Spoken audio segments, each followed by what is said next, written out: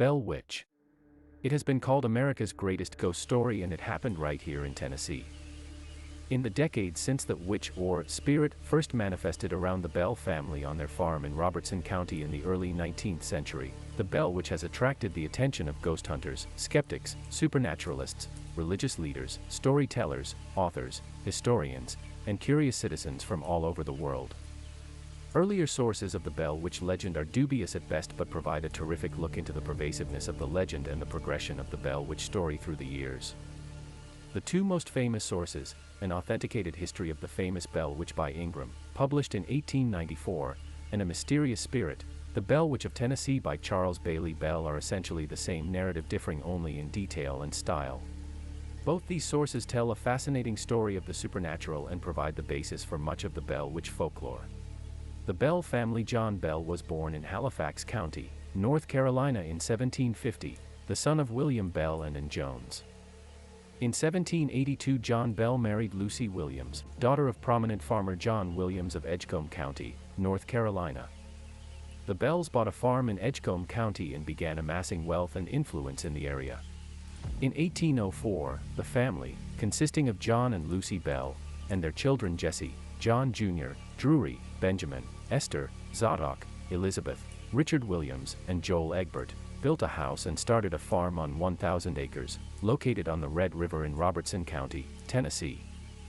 Of their children, Benjamin died as a young child, Zadok became a prominent lawyer and moved to Mississippi, where he also died relatively young. Esther married Bennett Porter in 1817. Jesse married Martha Gunn, daughter of Reverend Thomas Gunn, and later moved to Mississippi. John Bell Jr. married Elizabeth Gunn, also daughter of Reverend Thomas Gunn, and became a successful farmer in Robertson County. Drury never married and owned a farm on the north side of the Red River. Elizabeth, Betsy, Bell eventually married her former teacher Richard Powell and moved to Mississippi. Richard Williams Bell was married 3 times. James Gunn, and Eliza Orndorff. He lived out his life in Robertson County. The youngest child, Joel Egbert, married twice and moved to Springfield. Despite the lasting impact of what the Bells termed "our family trouble," the family continued to flourish, and some descendants of the Bells still live in Tennessee and other southern and midwestern states. Disturbances begin. The origin of the legendary Bell Witch is of course a mystery. In early accounts, the spirit itself provides its origin, stating, "I am a spirit. I once was very happy, but I have been disturbed and made unhappy. I am the spirit of a person who was buried in the woods nearby, and the grave was disturbed, my bones disinterred and scattered, and one of my teeth was lost under this house. I am here looking for that tooth."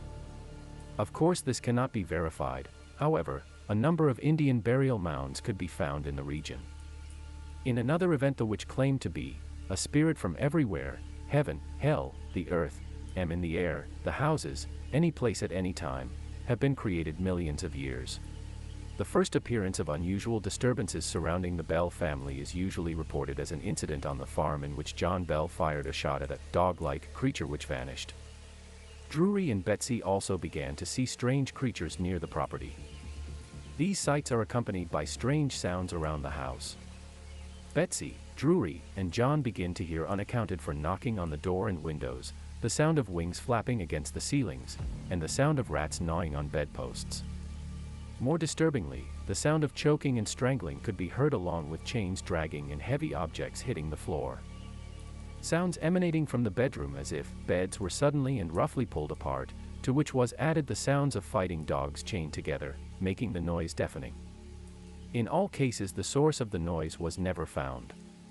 No rats were found in the home despite thorough searching, and no damage to the furniture was ever discovered. During these demonstrations, the family refused to speak of the events to their neighbors. The spirit increased its activity, sometimes physically abusing the members of the family. Joel, Richard Williams especially, Betsy were subjected to being struck, pinched, and having their hair pulled relentlessly by the Bell Witch. Lucy Bell and John Jr. were left relatively unharmed by the witch. Lucy was proclaimed by the spirit to be the most perfect woman living, and the witch showed a great deal of compassion toward her, even caring for her and singing to her while she was ill. John Jr. had long, intense conversations with the witch, but he never failed to show his animosity for it, declaring it to be the spirit of the damned. The sermons on one famous occasion the witch recited perfectly the sermon of Reverend James Gunn of Bethel Methodist Church followed by the sermon of Sug Fort, despite the fact that they had originally been given at the same time more than 12 miles apart. The witch and William Porter family friend William Porter claimed the witch climbed into bed with him, allowing him the opportunity to seize the spirit in the bedclothes and attempted to throw it into the fire, saying only the immense weight and terrible smell of it prevented him from succeeding. The witch and the Bell family slaves. The witch had a dislike for the family slaves, tormenting them relentlessly, beating them, and refusing to allow them into the house. A Bell slave named Dean stated he encountered the witch several times and that it appeared frequently in the form of a large black dog or wolf, sometimes with 2 heads, sometimes with no head. Dean also claimed to be turned into a mule and attacked several times by the witch. He carried with him at all times his axe and a witch ball, made by his wife, as protection from the witch's influence.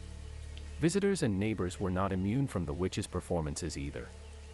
In one instance, the witch set 3 dogs, Caesar, Tige, and Bulger, on traveling shakers, who never traveled by the farm again. In another, neighbor and husband of Esther Bell, Bennett Porter fired a shot at a knotty log that had been conjured upon by the witch. She struck the bark and cut into it, but the conjuration vanished. Only the bent tree and bullet hole remained. In another instance, Dr. Mize, a noted conjurer from Simpson, Kentucky, came to exorcise the witch and was mocked and frightened away. John Bell Sr. and Betsy Bell seemed to be the 2 most frequently abused by the witch. For reasons still unclear, the witch adamantly opposed the union of childhood sweethearts, Betsy Bell and Joshua Gardner, frequently resorting to ruthless taunts and physical abuse. Joshua and Betsy remained attached, but she put off marriage in fear of the spirit's reprisal. The witch's attacks on Betsy were not all related to her relationship with Gardner, and the constant threat of the witch began to affect her such that she became prone to fainting spells and smothering sensations, often appearing exhausted and lifeless. Her experiences were not confined to the Bell property either. Betsy later described one incident, when the spirit became so tantalizing, filling my mind with horror and causing me to become so nervous, my parents often sent me to a neighbor's to rest for a night. My first night away from home was spent with Denny Thorne. When we retired, there came a loud knocking on our outside door, which seemed to fly open, and a great gust of wind was felt. Then he sprang up at once and lit a candle. To our surprise, the door was not open. Then a voice spoke softly, "Betsy, you should not have come over here, you know I can follow you anywhere. Now get a good night's sleep." A soft hand patted my cheek and the voice again assured us that we would not be disturbed any more that night. The rest of the family often attempted to give Betsy relief, and family friend Frank Miles promised to protect Betsy from any further abuse by the spirit. Betsy said, "Frank was the most powerful man any of us ever saw, and just as fearless as any living man. One time he said to me, 'Come sit by me, little sister, nothing will bother you while I am here.' The witch responded, 'You go home, you can do no good here.' The witch then began abusing Betsy, slapping her, pulling her hair before turning on Miles, knocking him over and enraging him. Betsy continued to endure the spirit's abuse, and after calling off the marriage to Gardner, Betsy was eventually courted by and married to her former school teacher, Richard Powell. Despite the apparent abatement of the witch's torments, in 1820, she left the area with her husband and settled in Mississippi. One of the central goals of the Bell Witch seemed to be the death of John Bell Sr. Old Jack Bell, as the spirit called him, was blasted with curses, heinous threats, and serious physical torments. As the abuse continued to impact his psyche, Bell took to his bed and was cared for by John Jr. On December 19, 1820, John Bell failed to leave his bed and John Jr. went to the cupboard to retrieve the medicine for his care. Instead of the 3 medicine vials, he found only 1 vial. It was 1/3 full of a dark, smoky liquid of unknown origin. The voice of the witch gloated, "It's useless for you to try to relieve old Jack. I have got him this time. He will never get up from that bed again." She claimed of the vial that she gave old Jack a big dose of it last night while he was fast asleep, which fixed him. The contents of the vial were thrown into the fire and erupted into a blue blaze. John Bell died December 20, 1820. The Bell Witch crashed the funeral, disrupting the service and singing bawdy-drinking songs. Legend has it that the Bell Witch even had an encounter with then-future President Andrew Jackson. Jackson owned property on the Red River and desired to visit the Bell farm after hearing the stories. One of his wagons became stuck by an unseen force and could not be moved, despite whipping the horses, examining the wheels, and having it pushed by the men in his party. He exclaimed, "By the eternal boys, this is the witch." To which the witch replied, "All right, General, let the wagon move on, I will see you again tonight." The wagon started of its own accord and they continued on their journey. That evening at camp, a self-proclaimed witch layer or witch hunter said he had a silver bullet and regaled the men with tales of hunting witches. Jackson whispered to a colleague, "I'll bet this fellow is an errant coward. By the eternals, I do wish the thing would come, I want to see him run." After which silence followed. Suddenly there was the sound of light footsteps prancing on the floor and the voice stated, "All right, General, I am on hand and ready for business." The witch bade the witch hunter to shoot, but the gun did not fire. The hunter was struck by an unseen force, claimed to feel the pain of being stuck by needles, exclaimed he had been grabbed by the nose, and fled from the tent. The witch exclaimed, "How the devil did run and beg, I'll bet he won't come through here again with his old horse pistol to shoot me.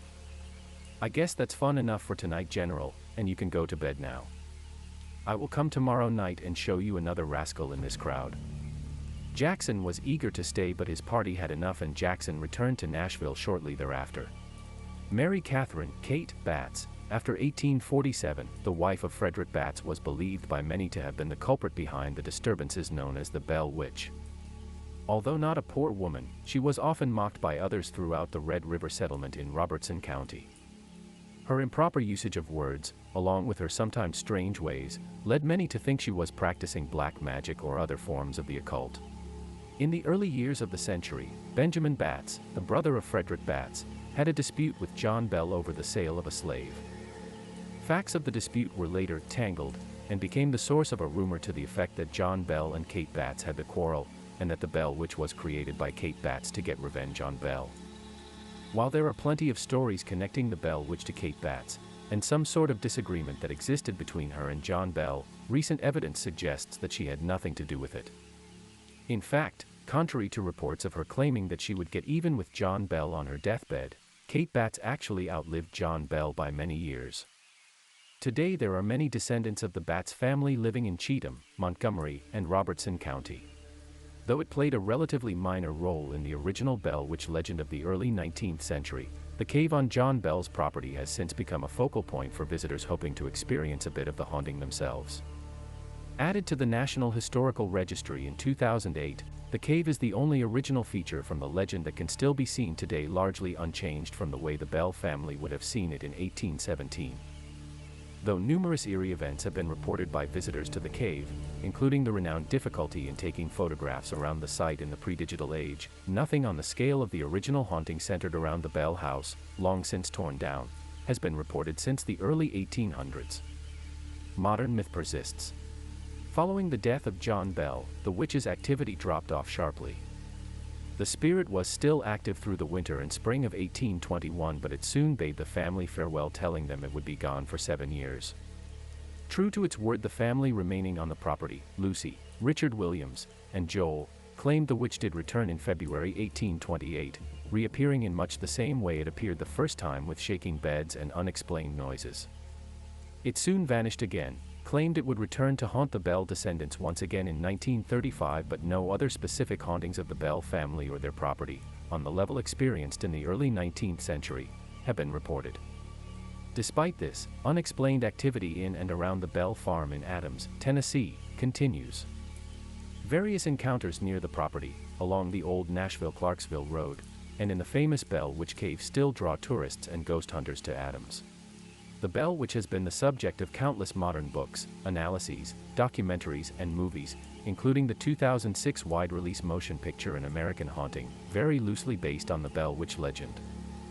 Though the haunting of the Bell family apparently ended nearly 200 years ago, tales of the Bell Witch are as compelling in 2009 as they were in the 1819. Thank you again for joining us for another video. If you liked the video, please like, subscribe and comment down below and let us know what you would like to hear in the near future. See you all again soon.